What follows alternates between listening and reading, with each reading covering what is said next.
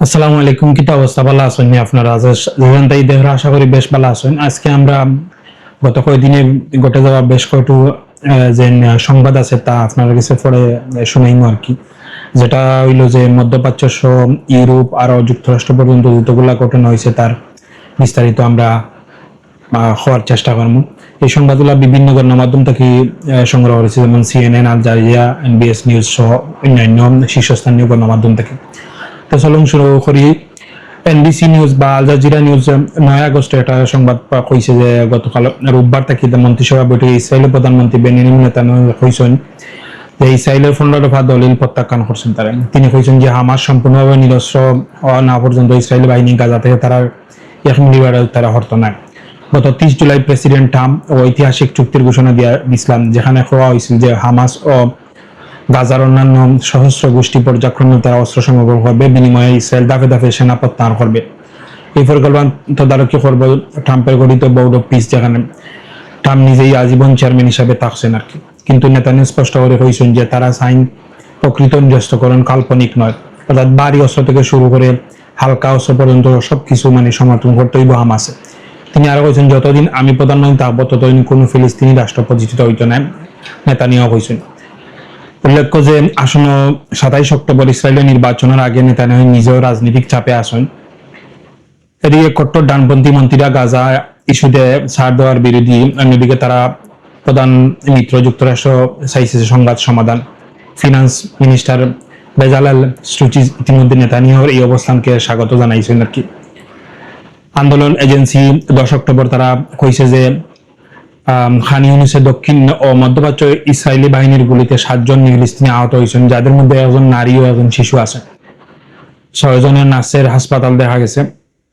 প্রত্যেকে জানাইছেন যে রাফার উত্তর আল মাসারি এলাকায় বস্তুচ্যুত ফিলিস্তিনি তাঁবুতে ইসরায়েলি ট্যাঙ্ক থেকে গুলি চালানো হয়েছে। গত অক্টোবর থেকে কার্যত যুদ্ধবিরতি সত্ত্বেও লঙ্ঘনের ঘটনায় এই পর্যন্ত 17 জন 1257 জন ফিলিস্তিনি নিহত হয়েছেন বলে খবর হয়েছে এবং 4141 জন আহত হয়েছেন, গাজা স্বাস্থ্য মন্ত্রণালয়ের তথ্য মধ্যে জানানো হয়েছে আর কি। আর সিএনএন এনবিআর 8 এবং 9 আগস্ট তারা জানাইছে ফেব্রুয়ারি থেকে বন্ধ থাকা বিশ্বের সবচেয়ে গুরুত্বপূর্ণ তেল পরিবহন পথ হরমুজ প্রণালী নিয়ে অবশেষে একটি সমাধানের দিকে আগুয়ার ইরান। সিএনএন প্রতিবেদন অনুযায়ী ইরান কইছে যে ওমানের সাথে তারা প্রণালী পরিচালনায় একটি কাঠামোগত চুক্তির খবর খুব কাছাকাছি পৌঁছে গেছেন, তবে জলপথ পুরোপুরি খুলে দেওয়ার আগে যুক্তরাষ্ট্রের কাছে নির্দিষ্ট ছাড় দাবি তারা হয়েছে। এনপিআর এর প্রতিবেদন অনুযায়ী ইরান নতুন করে দাবি জানাইছে যে যুক্তরাষ্ট্র ভবিষ্যতে ইরানে আরব কোনোদিনই হুমকি না দেওয়ার প্রতিশ্রুতি দিতে হইব। ইরান ও তার আঞ্চলিক মিত্রদের বিরুদ্ধে যুদ্ধ স্থায়ী বন্ধ করতে হইব। ইরান ও বন্দরের নৌ অবরোধ তুলে নিতে হইব। সামরিক বাহিনী প্রত্যাহার করতে হইব। যুদ্ধের ক্ষতি পুরোপুরি দিতে হইব। নিষেধাজ্ঞা তুলে নিতে হইব এবং জব্দ করা যতগুলা সম্পদ আছে তারা ফেরত দিতে হইব। মার্কিন vice president JD Vance Fox নিউজে কইছেন যে যুক্তরাষ্ট্র চাইছে হরমুজ প্রণালী থেকে সর্বোচ্চ পরিমাণ তেল ও গ্যাস সরবরাহ নিশ্চিত করতে। YD Al Jazeera, NPR, Washington Times 9 August 2026 জানাইছে যে ইরানের সমর্থিত হুতি বিদ্রোহীরা একসাথে দুটি হামলার দাবি করছেন। প্রথমত ইয়েমেনের লোহিত সাগর তীরবর্তী বন্দর শহর আল মাহার সৌদি সেনাদের উপর হামলা চালায় 7 জনকে তারা হত্যার দাবি করছে। তারা হুতি সামরিক মুখপাত্র ইয়াহিয়া সারি জানাইছেন যে এতে বিপুল সংখ্যক ব্যালিস্টিক ক্ষেপণাস্ত্র ও ড্রোন ব্যবহার করা হয়েছে। দ্বিতীয় দেখানো হয়েছে সৌদি আরবের জিজান শহরে অবস্থিত আরমাকো তেল শোধার ড্রোন হামলা দাবি করছে তারা। সৌদি জ্বালানি মন্ত্রণালয় নিশ্চিত করছে যে রোববার ভোরে শোধানাগারে আগুন লাগছিল আগে, তবে কোনো হতাহতের খবর এখনো পাওয়া গেছে না। হুতির মুখপাত্র সারি দাবি করছেন যে এই হামলায় উদ্দেশ্য আছে সৌদি ড্রোনের ইয়েমেনের আকাশসীমা লঙ্ঘনের জবাব।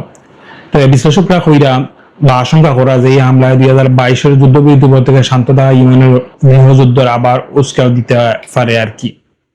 সিএনএন, আল জাজিরা, আবাদে ব্লুমবার্গ বা মস্কো টাইম আরো কইছে যে 9 আগস্ট 2026 তারা জানাইছে যে আসাদ সরকারের পতনের প্রায় 1.5 বছর পর অবশেষে সিরিয়া এবং রাশিয়ার দুটি কৌশলগত ঘাঁটি ভবিষ্যৎ নিয়ে একটি সমঝোতা স্বাক্ষর পৌঁছেছে।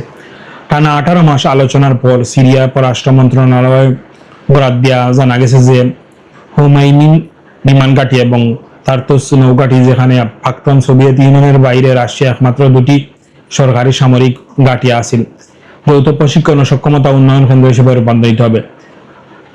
প্রক্রিয়ার সম্পন্ন করতে গেলে সময়সীমা বেঁধে দেওয়া হয়েছে সর্বোচ্চ 3 মাস। চুক্তি অনুযায়ী হুমায়ুনের যে বিমানবন্দর বা তার্তুস যে বন্দর বাণিজ্যিক জেটির মতো বেসামরিক স্থাপনাগুলো ধীরে ধীরে সিরিয়ার বেসামরিক প্রশাসনের অধীনে মানে যাইব আর কি। সিরিয়া গৃহযুদ্ধের সময় আসিল 2011 থেকে 2024। রাশিয়ার বাশার আসাদের সবচেয়ে বড় মিত্র আছিল। তার্তুস ছিল ভূমধ্য সাগরের রাশিয়ার একমাত্র স্থায়ী নৌ স্থাপনা আর কি।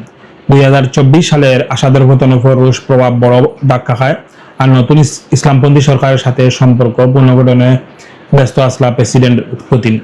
বিশেষজ্ঞের মতে এই চুক্তি রাশিয়ার সম্পূর্ণভাবে বিতাড়িত করছে না, বরং একটা মধ্যবর্তী সমাধান দিছে। দামেস্কো কার্যত মানে সর্বভৌমত্ব ফিরে পাওয়ার আর কি, কিন্তু মস্কো এখানে সীমিত উপস্থিতি ধরিয়ে আসছে। আবার কিবি ইন্ডিপেন্ডেন্স বা আইএসডব্লিউ বা institute of the study of war যেটা হয়েছে 9 আগস্ট 2026 জানাইছে রাশিয়া ইউক্রেন জুড়ে ব্যাপক হামলা চালাইছে। ইউক্রেনের বিমান ঘাঁটি বা বাহিনীর তথ্য অনুযায়ী রাশিয়ার এক রাইতে 174টি আক্রমণাত্মক ড্রোন ও 2টি অনিক্স ক্ষেপণাস্ত্র এবং 6টি ইস্কান্দার ক্ষেপণাস্ত্র এবং 6টি KH-31 বা KH-59 ক্ষেপণাস্ত্র দিয়ে হামলা চালাইছে। ওদেসায় একটি বৈদ্যুতিক উপকেন্দ্র এবং দালিউব বন্দরে যাওয়ার সড়ক সেতু লক্ষ্যবস্তু হয়েছে আর কি।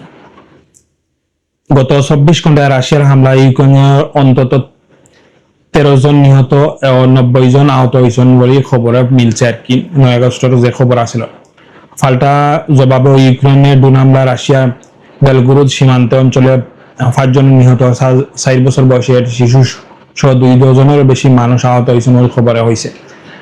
প্রেসিডেন্ট জেলেনস্কি কইছেন যে ইউক্রেনের তৈরি ব্যালিস্টিক ক্ষেপণাস্ত্র শরৎকালের মধ্যে রাশিয়ার ভূখণ্ডে আঘাত আনতে সক্ষম হইব।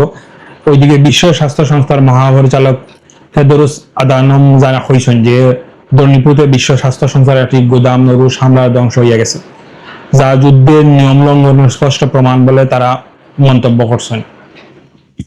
বিবিসি ফক্স নিউজ তারা জানাইছে 7-8 আগস্ট তারা খবর কইছে যে মার্কিন প্রেসিডেন্ট মানে সাবেক প্রেসিডেন্ট জো বাইডেনের ছেলে হান্টার বাইডেন বিবিসি দেওয়া সাক্ষাৎকারে জানাইছেন তার বাবা প্রোস্টেট ক্যান্সারে হাড়ে ছড়িয়ে পড়া মানে আক্রান্ত হয়েছেন এবং তিনি এখন তীব্র যন্ত্রণায় মানে আছেন।